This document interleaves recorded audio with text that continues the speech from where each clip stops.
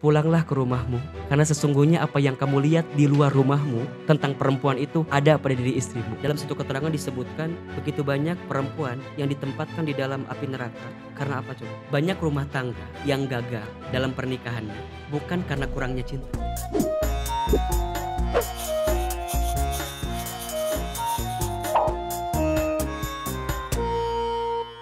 Assalamualaikum Sobat Religiwan. Kali ini kita balik lagi nih di podcast Islami dengan Ustadz Hilman Fauzi. Ya. Apa kabar Ustadz? Alhamdulillah sehat. Kita buka dulu kali Ustadz ya. Boleh buka ya? Bismillah ya. Semalasan nih. Ya. Sehat Ustadz ya? Alhamdulillah sehat. Mas Dani gimana? Alhamdulillah sehat. Sehat ya. Nah ini Ustadz, ini lagi viral banget di luar sana tuh. Akui berselingkuh, Ayus dan Nisa Sabian minta maaf ke keluarga. Waduh, ini masalah ini ya, pelakor ya. Nah ini pandangan Islam tentang pelakor ini gimana nih Ustaz? Iya. Iya, jadi sebelumnya kalau saya sih agak kurang setuju dan kurang pas juga dengan istilah pelakor sebenarnya. Pelakor, ya.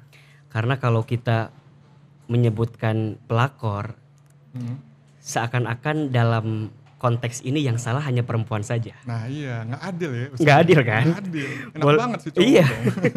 Boleh jadi ya sebenarnya juga ada peran dari laki-lakinya, Iya. dari prianya yang perlu kita lihat. Maka poin pertama yang perlu kita pastikan adalah jangan mudah untuk menjudge, jangan mudah untuk melontarkan kalimat-kalimat negatif Iya. dengan negasi yang kurang baik gitu. Apalagi netizen Indonesia ini ya Ustaz ya, di sosial media. Ya termasuk ngeri-ngeri ya suaranya. dengan kalimat-kalimat pelakor misalnya ya, perebut laki orang atau perebut suami orang, rasanya harus coba kita tahan untuk tidak melontarkan kalimat tersebut. Iya. Kalau benar misalnya benar, gitu ya ya. kejadiannya, ya itu sama dengan ghibah kan, menceritakan hal yang tidak baik Iya, juga. udah dia yang ngapain kita nama-nama dosa. Ngapain juga aja, namanya dosa Ustaz ya. juga kan. Kalaupun salah itu fitnah jatuhnya. Dan kita tahu dalam Islam itu fitnah lebih kejam daripada pembunuhan. Pembunuhan. Aduh.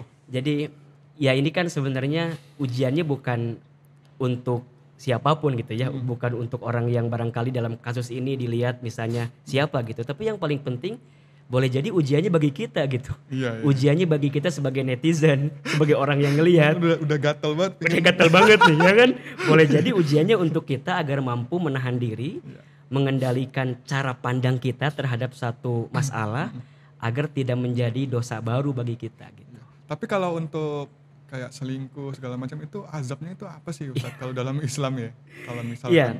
Jadi yang pertama memang selingkuh atau merebut kebahagiaan dari orang lain gitu ya, dengan cara yang tidak baik, tentu itu perkara yang tidak diperbolehkan dalam agama Islam. Iya. Boleh jadi haram hukumnya. Sebagaimana ada satu hadis ini bagus sekali yang boleh jadi relate dengan kondisi yang tadi ditampilkan ya. gitu ya.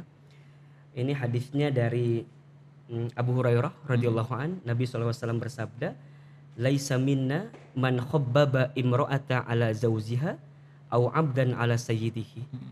Bukan golongan kami, kata Nabi SAW, seseorang yang menghancurkan hubungan baik antara seorang istri dan suaminya, dan atau seorang budak dengan tuannya.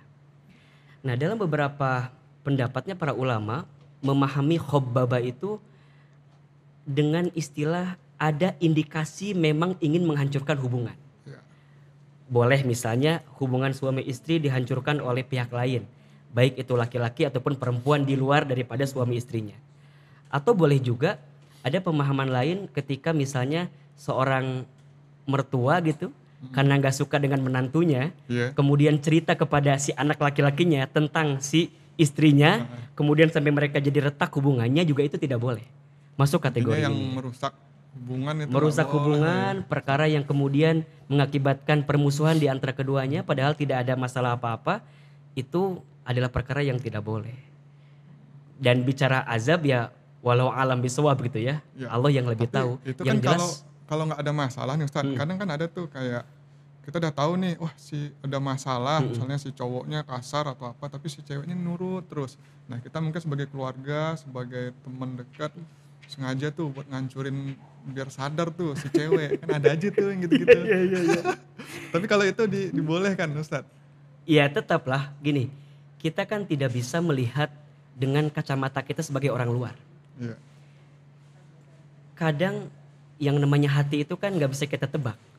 Benar. Boleh jadi ketika ada seseorang yang curhat sama kita tentang rumah tangganya, kita kan hanya bisa menyimpulkan dari curhatan dia. Iya, di satu orang. Satu orang. Iya. Kita belum bisa cross check kepada pasangannya yang kemudian jadi objek di antara keduanya.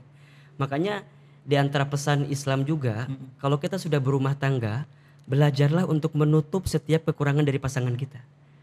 Karena jika sudah memulai untuk menceritakan tentang aib, kekurangan daripada rumah tangga kita, biasanya ujungnya adalah sesuatu yang tidak baik gitu. Iya. Yang namanya ngomongin yang namanya ngomongin orang gitu ya, ngomongin sesuatu yang merugikan bagi kita, pasti kita akan menguntungkan apa yang menurut kita dan merugikan apa yang menurut kita tidak baik dalam kacamata kita gitu. Makanya ya harus hati-hati gitu, harus hati-hati. Termasuk juga perkara yang tidak boleh itu adalah misalnya saya sudah berumah tangga nih. Kemudian saya dapat kabar dari seseorang lain tentang istri saya. Iya. Agar saya kemudian jadi hancur rumah tangganya, itu nggak boleh. Contohnya saya diceritakan, Ustadz, istri antum tuh begini, sampai kemudian ana jadi sebel sama istri ana. Iya, ana jadi kemudian kesal sama istri ana, jadi marah, dan ujungnya gara-gara itu terjadilah satu percekcokan yang begitu dahsyat, pada akhirnya kemudian bercerai. Itu juga tidak boleh. Termasuk, ini mohon maaf ya, kalau ada seorang perempuan yang senang sama laki-laki, yang dia sudah menikah, kemudian dia minta sama laki-laki itu, ceraikan istrimu. Wah, itu untuk kemudian mencintaiku, itu juga tidak boleh. Jadi perkara yang istilahnya merebut kebahagiaan, boleh lah ya, mengambil sesuatu dengan cara yang zolim, padahal tidak ada masalah apa-apa dengan mereka berdua, tapi dengan hadirnya kita menjadi tambah kisruh, tambah sesuatu yang jadi rumit, itu perkara yang tidak diperbolehkan. Tapi ada lagi nih Ustadz, kayak misalkan si cowok itu ternyata dia lebih cinta nih sama yang ini perkara cinta nih, ternyata sama istrinya dia nggak cinta, itu sebenarnya cinta kah atau nafsu ya? Iya, jadi gini, saya seringkali menerjemahkan cinta itu kan rasa yang mulia ya, yang dianugerahkan oleh Allah yang Maha Cinta. Harusnya ketika seseorang mendapatkan anugerah rasa cinta di hatinya, membuat rasa itu semakin menjadikan dirinya semakin dekat dan taat kepada Allah, bukan sebaliknya.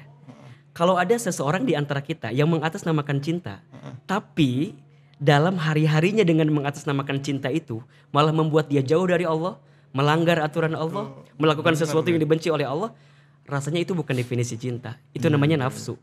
Yang nafsunya dibelenggu oleh setan yang ingin kemudian mendatangkan hal-hal yang dosa dan maksiat. Makanya tanyakan kalau ada seseorang yang punya rasa cinta tapi dengan cintanya malah menyakiti orang lain, malah membuat sesuatu yang dalam tanda kutip berbuat dosa dia. Hati-hati, boleh jadi itu bukan cinta. Banyak tuh orang sekarang gampang banget bilang cinta gitu ya. Boleh jadi itu bukan cinta, boleh jadi itu hanyalah nafsu sesaat. Modus. Nafsu sesaat. Termasuk ketika ada seorang perempuan yang mencintai seorang laki-laki yang sudah beristri. Kita perlu sedikit mengevaluasi diri sih, apakah benar itu cinta atau hanyalah nafsu sesaat. Dan kita tidak berpikir panjang tentang konsekuensi yang akan terjadi dari mencintai orang yang sudah dimiliki oleh orang lain. Dari niatnya aja udah salah. Sudah salah. Itu kayaknya nggak cinta gitu. Dan memang pada titik akhirnya adalah seorang suami terutama ya, seorang laki-laki di sini harus punya sikap yang pandai mengendalikan hawa nafsunya. Makanya dalam kasus yang disebut pelakor gitu ya. Kalau saya sih tidak 100% menyalahkan sisi perempuannya. Iya, si cowok kenapa tergoda? Boleh jadi yang paling besar adalah sisi dari laki-lakinya. Yang dia tidak mampu mengendalikan hawa nafsunya, tidak mampu menundukkan matanya, sehingga dia tergoda dengan perempuan lain daripada istrinya. Itu. Udah punya istri, udah punya anak, apalagi sih gitu ya. Makanya sebenarnya apa sih yang dicari gitu ya? Apa sih yang dicari? Satu kali kan ada kisah kalau tidak salah, ada seorang pemuda yang kemudian menyampaikan kepada baginda Nabi gitu, bahwa aku tergoda dengan seorang laki-laki, seorang perempuan yang ada di luar gitu. Kemudian Nabi bertanya kepada pemuda tersebut, apakah engkau sudah punya istri di rumahmu? Kemudian dia menjawab, iya ya Rasulullah. Apa kata Nabi? Pulanglah ke rumahmu. Karena sesungguhnya apa yang kamu lihat di luar rumahmu tentang perempuan itu ada pada diri istrimu. Dan kalau setiap suami memahami konteks saat dia berumah tangga, saat dia menjadi seorang suami, dan itu tanggung jawabnya besar, dia harus kemudian menjaga, membimbing, menguatkan rumah tangganya, maka dia tidak akan mudah tidak akan mudah tergoda dengan keadaan rasa cinta yang barangkali sesaat. Yang namanya suka sama orang wajar sih ya Mas Dani ya. Apalagi mungkin kerjaannya bareng, hari-harinya ketemu dia. Tapi ini sukanya diterusin. Nah, yang keliru adalah saat itu semua di luar daripada pengendalian yang seharusnya. Makanya dia harus flashback ke awal-awal saat dia menikah. Nah, bayangin lagi tuh ya Ustaz. Ini catatan penting ya, saat kita menikah itu seorang laki-laki terutama ya. Karena ini poinnya laki-laki nih. Ini seolah-olah kayak menasihati dari saya sendiri gitu ya. Jadi saat seorang laki-laki menikah itu maknanya saat dia mengucapkan kalimat akad nikah, kata para ulama itu maknanya itu dalam sekali Mas Dani. Maknanya adalah saya terima semua kebaikan yang ada di istri saya dan saya pun siap menanggung apapun kekurangan yang nanti ada di istri saya. Dan itu adalah kalimat yang saat dia berakad bukan hanya sedang berjanji di depan ayah si perempuan itu, tapi yang paling luar biasa dia sedang berjanji di hadapan Allah. Makanya jangan main-main dengan akad nikah. Jangan main-main dengan kalimat yang dilontarkan ketika dia menikah. Karena itu disebut dengan mitsaqon golizo katanya. Perjanjian yang kuat, kesepakatan yang agung, malaikat mencatat, semesta menjadi saksi, dan Allah menerima janji kita di saat itu. Jadi bukan hanya sedang berjanji kepada calon kita, bukan hanya sedang berjanji kepada ayah calon kita, bukan. Tapi yang paling penting dia sedang berjanji kepada Allah. Maka saat dia berumah tangga, jadi seorang suami dia nggak akan mudah untuk untuk menodai gitu. Kata-kata yang sudah dia ucapkan, ikrarkan di hadapan Allah gitu. Dan kalau sudah begitu, harusnya kita bisa belajar untuk mengendalikan hawa nafsu kita gitu. Tapi nih Ustaz, gimana ceritanya kalau poligami? Itu kayak mungkin ya, kalau tadi kan kita bicara hawa nafsu, kalau kita terusin taunya maksiat, tapi ini mungkin dia nikah atau bahkan nikah siri, itu gimana Ustaz? Menurut Islam?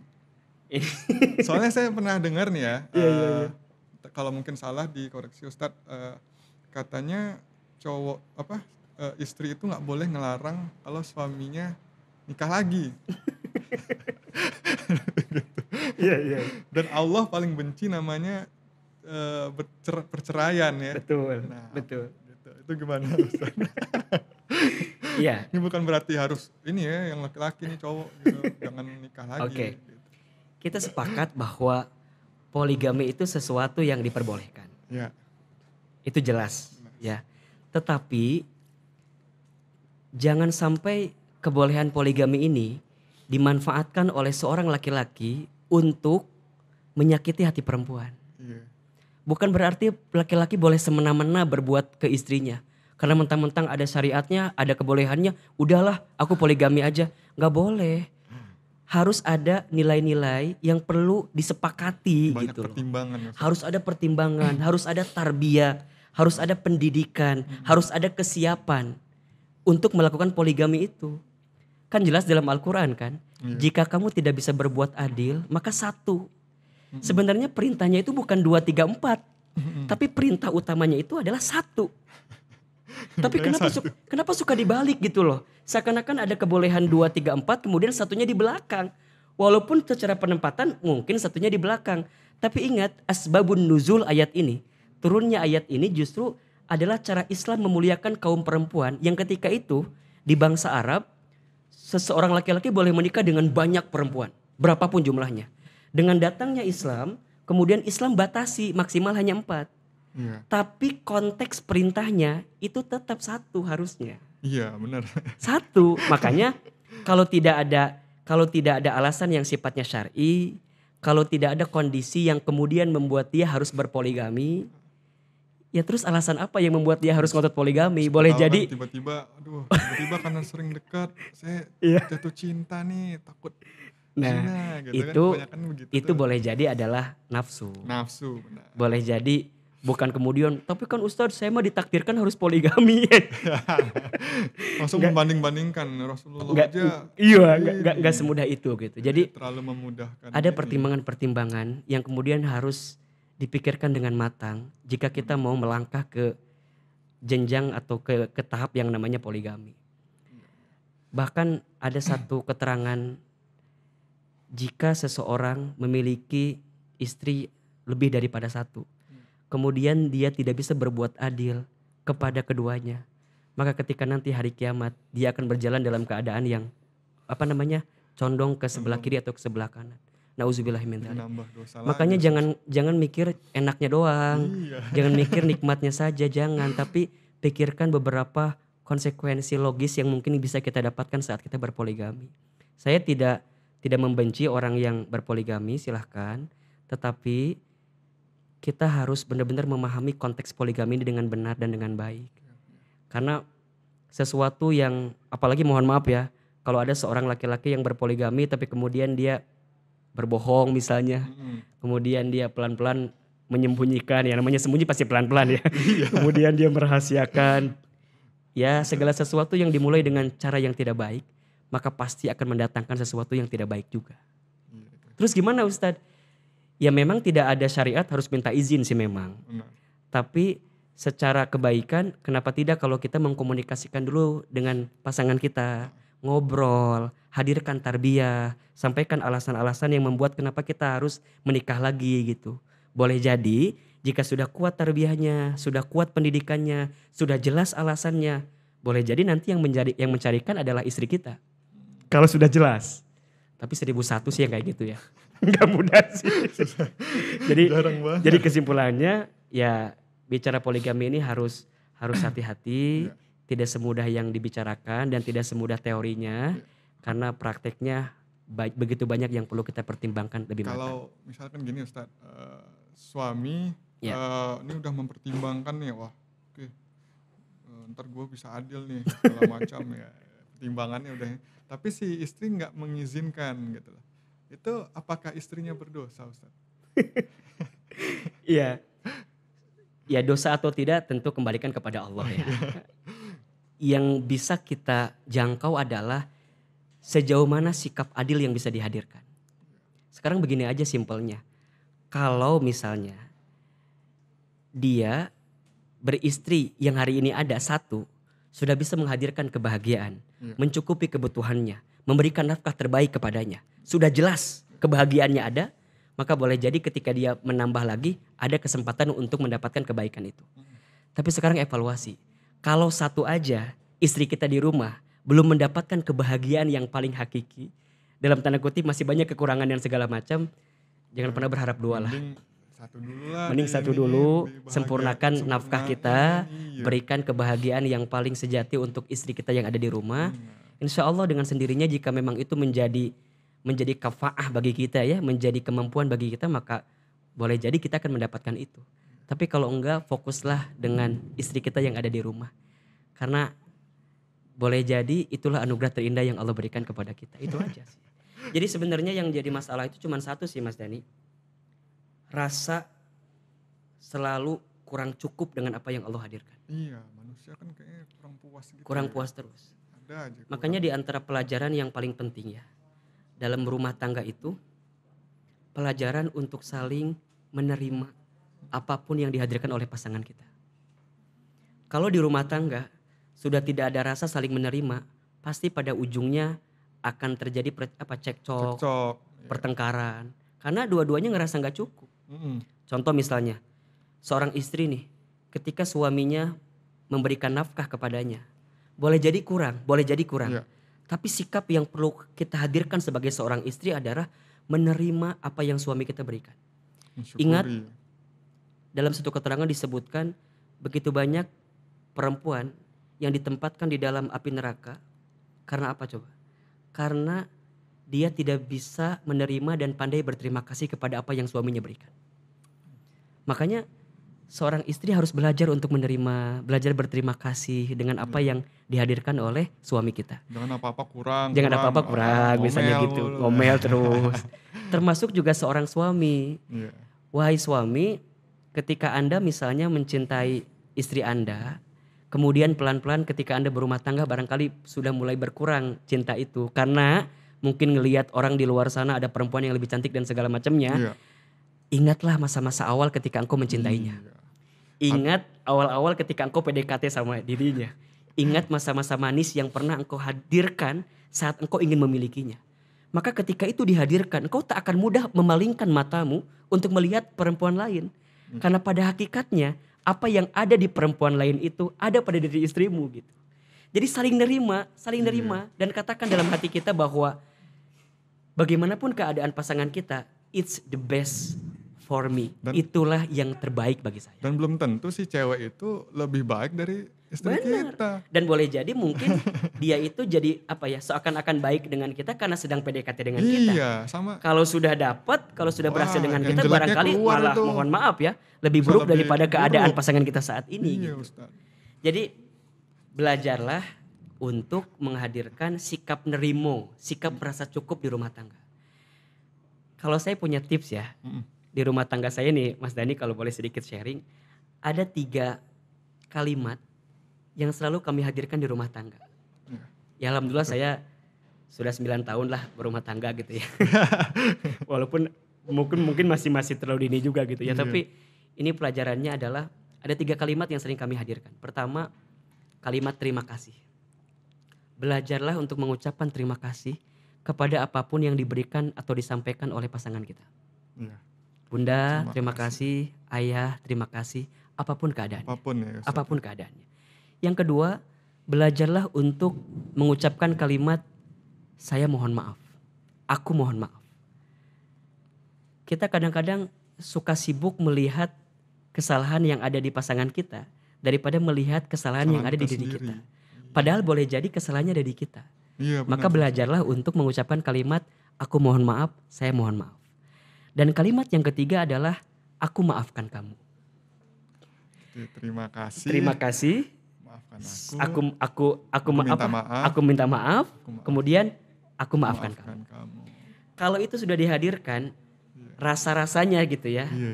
Insya Allah tidak akan ada hal-hal yang buruk dalam rumah Iya, tangga. sama kayak kalau kita orang bilang terima kasih sama kita aja tuh. Seneng banget. Seneng banget. Apalagi kalau di rumah ya, kalau Ustaz bilang yang 3 itu hadir tiap hari, tiap Wih, waktu Masya Allah. di rumah. Bener. Dan makanya ada yang bilang begini, banyak rumah tangga yang gagal dalam pernikahannya bukan karena kurangnya cinta, tapi karena kurangnya ilmu dalam menjalani rumah tangga itu. Kalau cinta mah ya barangkali ya wajar ya, yang namanya cinta berubah bertambah itu wajar lah. Apalagi ada bercandaan cinta datang tergantung tanggal bulan katanya. Iya. Pas gajian aja sayang-sayang ya sebelum saya. Makanya banyak orang yang gagal dalam pernikahan bukan karena kurangnya cinta tapi karena kurangnya ilmu. Iya. Nah, di antara ilmu yang perlu dihadirkan begitu matang dan begitu kuat adalah ilmu agama. Iman itu.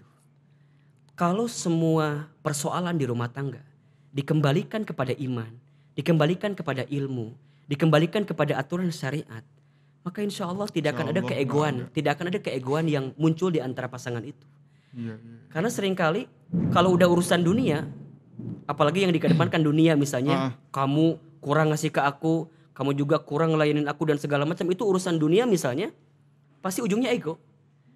Dan kalau sudah ego yang keluar, maka ujungnya adalah merasa saing gitu, bukan saling. Makanya rumah tangga yang bagus itu rumah tangga yang saling bukan saing. Bukan saing. Kalau saing itu ini semua gara-gara aku. Kalau yang ada baik-baik gara-gara aku. Kalau salah gara-gara kamu. Itu saing tuh. Iya. Tapi kalau saling tidak akan ada bahasa aku, kamu, nggak akan, tapi bicaranya kita. Iya. Saling menguatkan, saling mendoakan, saling menutupi kekurangan.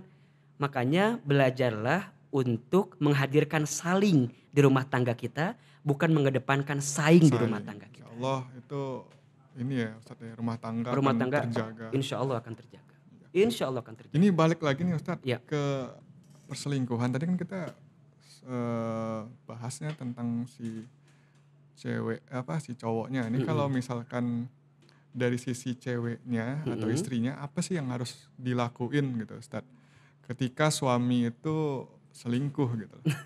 Apakah kita sebagai wanita istri kita minta cerai kah atau gimana? Langsung gitu ya. Iya. Iya. Gini. agak berat. Agak berat ya Ustaz. Yang namanya hati memang tidak mudah untuk ditebak. Iya. Saya tahu perasaan dan ya terasalah perasaan jika ada seorang perempuan yang mencintai suaminya, seorang istri yang mencintai suaminya tapi kemudian diselingkuhi atau ditinggal. Pasti sakit. Pasti Benar, sakit. pasti Ustaz. Pasti sakit. Apalagi katanya perempuan itu dalam pepatah bahasa Arab disebut al-mar'atu kal mir'ah katanya. Perempuan itu seperti cermin hatinya. Cermin itu kalau sudah pecah, kamu bisa merangkai kembali pecahan cerminnya. Iya, tapi pantulan cahayanya nggak tidak bisa. akan sama seperti sedia Iya, kala. benar. Itulah hati perempuan. Hati perempuan itu mudah memaafkan tapi tak mudah melupakan. Kalau sudah menggores hati luka di hati perempuan, maka kita akan sulit untuk mengembalikan perasaan baik itu. Udah tergores, udah Iya. pecah Makanya bisa ini pesan diapa-apain lagi. pesan sebelum menjawab pertanyaan Mas Dani ya. Iya. Pesan untuk para suami, untuk laki-laki, jangan mudah menyakiti hati perempuan. Benar. Jangan mudah. Saat kamu terbersit untuk menyakiti hati perempuan, bayangkanlah wajah ibumu. Iya. Karena ibumu adalah seorang perempuan. Ketika kamu ingin menyakiti seorang perempuan, bayangkanlah wajah adik atau kakak perempuanmu. Atau bayangkanlah jika engkau punya anak perempuan, bayangkanlah wajah anak perempuan. Jika sudah terbersit bayangan itu, kamu tidak akan punya Iya. pikiran untuk menyakiti hati Nggak perempuan. mungkin rela sih. Gak Ustaz. mungkin rela. Iya. Saya jadi ingat istri saya jadinya kan. Gitu Mas Dani. Jadi ini poin-poinnya sebelum menjawab pertanyaan tadi. Iya. Nah jika ada seorang istri yang mungkin sudah kejadian ya, ternyata seorang suami itu selingkuh. Maka yang pertama sikap kita adalah terima dulu. Terima bahwa ini sudah terjadi. Kan gak mungkin, Tiba-tiba kenapa langsung ini marah. terjadi? Wah, udah terjadi. Udah sikap terima dulu. Sikap terima, husnuzon kepada Allah. Pasti ada hikmah yang sedang Allah titipkan. Boleh jadi ada pesan cinta Iya. di balik sesuatu yang menyakiti hati kita. Itu pertama. Yang kedua, tenang. Relax dulu. Jangan kemudian tiba-tiba pecah aduh gitu. langsung Panik apa gitu ya. ya. Oke. Tahan, tenang. Berarti tenang ini nggak perlu tiba-tiba langsung nelpon keluarga. Ma ini Ya, termasuk itu. Jangan Termasuk dulu. kalau sudah berumah tangga, jangan mudah menceritakan persoalan rumah tangga kita dengan orang tua kita. iya. Apalagi ke teman ya. Ya, Ustaz ya. apalagi ke Ke orang teman, tua aja. apalagi ke masih. sosial media status. Wah, iya. Ada penelitian ini Mas Dani ya, 80% orang yang baca status kita itu enak ngelihatnya. Enak. Mending kalau kemudian iba, ya Allah, aku berprihatin ya sama kamu. Ah, itu mah cuman itu mah bukan yang sebenarnya gitu. Yang ada enak. Kalau yang benci nyukurin kita. Syukur. Makanya gue bilang jangan mau sama dia dan segala macam. Jadi gimana Ustadz? Keep, tahan. Tahan dulu. Tahan dulu, sabar, tenang. Cross check. Pastiin dulu ya. Pastiin dulu. Hati-hati ya, apalagi kalau kita cuman ngedengerinnya dari orang lain. Cuman kemudian baca WA-nya dia, baca sosmednya dia saja gitu. Nah terus gimana cara cross check-nya? Ajak suami kita duduk bareng, ngobrol. Sayang, ini kira-kira bener enggak? Sekeras-kerasnya hati laki-laki, Mas Dani, pasti dia punya sisi kelembutannya. Sentuh kelembutannya itu dengan kelembutan seorang perempuan. Kalau sekarang laki-laki sudah berbuat salah dan kita juga ngotot marah sama laki-laki kita, ujungnya apa yang terjadi?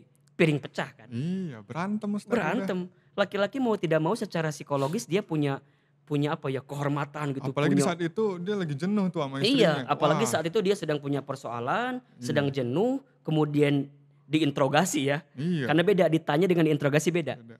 Nah kita tuh banyak jadi istri tuh seakan-akan menginterogasi suami kita. Iya. Iya, iya. Interogasi itu belum selesai jawaban udah ditimpa lagi dengan pertanyaan lain gitu kan. Jadi gimana caranya? Belajar tenang, belajar untuk komunikasi, ngobrol. Dan jika kemudian hasilnya adalah ternyata benar suami kita selingkuh, tanyakan, sayang, ayah, apa alasannya? Kenapa? Aku Apa sudah bosan. apa yang kurang dari kita misalnya, agar kemudian jadi muhasabah juga buat kita sebagai seorang istri. Boleh jadi ada hal-hal yang mungkin suami kita tidak inginkan dalam hidup kita, tapi kita tampilkan selama ini. Iya, iya. Kan kita nggak pernah tahu yang membuat suami kita berbuat hal seperti itu. Ngobrol. Kayak ada mungkin unek-uneknya, Unek-uneknya tapi nggak apa? tersalurkan gitu loh. Oke. Karena mungkin kurang komunikasi Benar, tuh, kurang Ustaz. komunikasi. Nah setelah itu, setelah dia tahu ternyata alasannya adalah misalnya, ya kamu begini, kamu begini, kamu begini, kamu begini, kan pasti nyalahinnya ke kita tuh. Iya. Kita boleh balikin. Kalau dia udah nyalahin kita boleh balikin. Ayah, bunda akui kesalahan itu. Bunda akui kekurangan itu. Tapi juga ini pelajaran bagi ayah. Ayah juga harus belajar untuk mengendalikan ego nafsu ayah. Menundukkan mata ayah. Bahwa apa yang dilihat oleh ayah di perempuan lain itu ada di bunda juga. Gitu. Setelah itu, apa yang bisa kita lakukan? Yuk berbenah. Kalau masih bisa dilanjutkan, satu sama lain saling menerima, kenapa enggak untuk Baik. mempertahankan Iya, rumah baik tangga itu? dilanjutin, Ustaz. Pertahankan karena tidak Pertahankan. mudah kan. Iya. Pertahankan, maafkan kesalahan. Adapun dosa dia yang sebelumnya, Ya. biarkan menjadi urusan dia dengan Allah. Tapi tugas kita untuk menghadirkan hati yang lapang, memaafkan kesalahannya, itu menjadi kebaikan kita di hadapan Allah. Jadi kalau Masya ada Allah. istilah suara hati istri gitu ya, Iya, yang iya, terus iya. disakiti oleh suaminya. Kayak sinetron Kayak apa? sinetron nih. Kalau misalnya Kalau ya ngerasa bahwa sakit banget Ahilman, sakit banget Ustadz, nggak bisa Ustadz gitu ya. Kalau saya sih jika kita punya kemampuan untuk bersabar, bersabarlah. Harusnya bisa, Ustaz ya. Kalau bisa. Kalau bisa ya. Karena dalam kesabaran itu ada pahala yang begitu besar yang Allah siapkan. Wah, Masya Allah. Dan kalau Mantap sudah tuh. mikirnya begitu, Mas Dani, kalau sudah mikirnya pahala yang besar dari Allah, bahwa kita paham dunia ini cuman tempat singgah kita saja, bukan tempat akhir daripada segalanya, maka kita akan yakin pada ujungnya yang akan mendapatkan sisi kebaikan dari apapun yang terjadi pada kehidupan kita, tergantung apa yang terbaik dari Allah. Tapi dengan catatan gak ngulangin lagi, Ustaz. Nah, setelah itu bangun komitmen di antara Iya. keduanya untuk tidak mengulangi kembali. Tapi kalau sudah berulang-ulang, Wah, sudah udah, berulang-ulang, tinggalin sudah aja, Ustaz. berulang-ulang. Itu gak bener tuh suaminya. Ya, cobalah. Apa sih yang mau dicari? Iya. Apa sih yang mau dicari? Jangan-jangan orientasinya salah selama ini. Iya, dia tuh nafsu kali mungkin. Nafsu. Takut dosa nikah ya kan? Betul. Tapi betul. udah bosan, aduh nafsu yang lain. Betul. Selingkuh lagi. Dan ini juga penting sih untuk teman-teman perempuan, jika ada seorang laki-laki yang dia sudah menikah, kemudian mencoba mendekati Anda, jangan mudah menerimanya. Iya, iya, iya. Tapi kan cinta Ustadz, dia perhatian banget sama aku Ustadz. Gitu kan. Aduh. Dengan bahasa-bahasa yang Dibutakan dihadirkan dengan selama ini cinta. misalnya ya. Pertimbangkan dengan matang. Pertimbangkan dengan matang. Karena bagaimana mungkin kamu bisa mendapatkan kebahagiaan, sedangkan di sisi lain ada perempuan lain yang tersakiti karena pilihan yang Dari kamu ambil. awalnya aja itu udah nggak baik, Betul. banyak yang disakiti. Jadi pikirkan matang-matang gitu ya. Iya, iya. Kita kan pengen bahagia, Ustadz, yang penting aku bahagia aja. Iya, bagaimana mungkin kamu bisa bahagia sedangkan di atas penderitaan orang lain gitu loh. Begitupun juga seorang suami, seorang laki-laki juga harus mikir juga, kalau kamu ingin membahagiakan orang yang kamu cintai, mana mungkin kamu memulainya dengan menyakiti sisi orang lain lagi gitu. Iya. Coba. Tapi banyak ya Ustadz ya, ketika ini dengar kayak cerita-cerita teman ya, yang selingkuh mau pelakor, Iya. itu rezekinya itu langsung habis Ustadz. Kayak misalkan dia usaha ini langsung bangkrut gitu lah. Iya. Ya boleh jadi sebabnya bukan karena nikah laginya gitu. Menyakiti istri yang sebabnya benar. karena menyakiti hati manusia. Iya, benar. Apalagi ini menyakiti hati seorang istri Istri yang selama hidupnya pernah bersama dengan Iya, dirinya. belum lagi ntar ketika dia selingkuh, dia pelit sama istrinya kan. Iya. Wah, makin Makanya harus hati-hati. Saya tertarik dengan kisahnya Umar bin Khattab ya. Mm. Satu kali ada seorang sahabat, dia punya seorang istri tuh yang cerewet Iya. di rumahnya. Saking cerewetnya sering dimarahin. Kemudian sahabat ini ingin melaporlah kepada Amirul Mukminin, kepada Umar bin Khattab gitu. Datanglah ke rumah Umar. Ketika sampai di depan pintu rumahnya Umar bin Khattab, ketika mau ngetuk pintu, dia nggak jadi ngetuk. Wah, Kenapa? Kenapa? Karena ngedengar di dalam rumahnya Umar, kalau istrinya Umar juga sedang marah kepada Umar. Senasib dong. Jadi pas dia mau ngetuk, kayaknya nih Umar juga lagi dimarahin sama istri. Malah nanya sama, oh Iya. iya. Nah terus apa yang terjadi? Dia nggak jadi ngetuk pintu, kemudian dia balik lagi. Pas saat dia balik, baru beberapa langkah, Umar keluar dari rumah. Dipanggillah sama Umar, wahai sahabat, sini. Tadi kan mau mampir ke rumah, tadi Kenapa jadi nggak mau ke jadi? rumah, iya kenapa nggak jadi? Kemudian dia ceritalah, iya wahai Amirul Mukminin, aku pengen curhat sebenarnya katanya. Curhat apa? Aku punya istri yang cerewet, sering marah. Terus gimana? Tapi pas aku mau curhat kepadamu, aku juga lihat engkau malah dimarahi sama istrimu. Dan aku lihat engkau malah tidak menjawabnya. Engkau malah diam saja ketika istrimu marah kepadamu. Apa jawaban Umar? Wahai sahabatku, bukannya aku tidak bisa marah kepada istriku. Tapi aku mengingat kebaikan-kebaikan yang pernah dilakukan oleh istriku. Istriku melayaniku. Istriku memasak untukku. Istriku mengurus anak-anakku. Istriku menemaniku. Istriku menerimaku. Cukuplah kebaikan-kebaikan itu yang bisa mengendalikan amarahku untuk marah kepada istriku. Sebelum melontarkan marah itu dia nimbang dulu. Ingat kebaikan-kebaikan daripada istri. Sehingga yang keluar di lisannya itu bukan marah lagi. Coba bayangin, Umar yang dikenal tegas, yang dikenal keras, tapi di depan istrinya mampu kemudian mengendalikan egonya, mengendalikan marahnya. Bukan gak bisa marah, tapi Umar menempatkan situasi dan kondisi agar bisa menghadirkan kebaikan-kebaikan sehingga pada akhirnya berdampak kepada kebaikan yang selanjutnya. Coba, kalau setiap suami belajar dari itu semua. Wah, dikatain Ustadz. Gimana Dikatain katanya? suami takut istri. Makanya ya dari kejadian apapun yang kita lihat hari ini, sejujurnya ini adalah cara kita untuk muhasabah dengan rumah tangga kita. Untuk lebih sibuk melihat aib dalam diri kita daripada aib dengan orang lain. Iya, ngapain sih ngebuang-buang waktu? Hati-hati lah. Komen. Hati-hati. Ada satu keterangan yang menyebutkan barang siapa yang sibuk dengan aib orang lain, kemudian dia mengumbar aib orang lain itu, maka nanti hari kiamat Allah akan umbar aibnya. Allah akan buka aib-aibnya. Nauzubillahi min dzalik. Maka yuk belajar untuk menata hati. Menata hati, memperbaiki diri. Cukuplah apa yang terjadi menjadi pelajaran, jadi hikmah.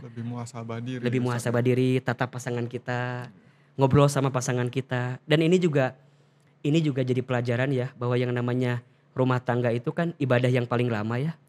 Rumah tangga itu sekolah yang paling lama. Rumah tangga itu waktu bersama yang paling lama. Kalau rumah tangga ibadah yang paling lama, maka hadirkan kebersamaan dengan pasangan kita di rumah tangga sebagai titian-titian tangga ibadah kita di hadapan Allah. Udah, jangan mudah tercampuri dengan hal-hal yang menjauhkan kita dari Allah ketika di rumah tangga. Termasuk rumah tangga itu sekolah yang paling lama, Mas Dani.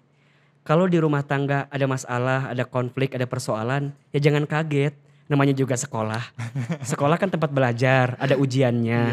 Ya sudah, kita ambil pelajaran itu, kita ambil hikmah dari setiap konflik itu. Mudah-mudahan kita bisa mengambil nilai-nilai baiknya. Karena ingat, sakinah itu ya, rumah tangga sakinah itu bukan rumah tangga yang tidak ada persoalan.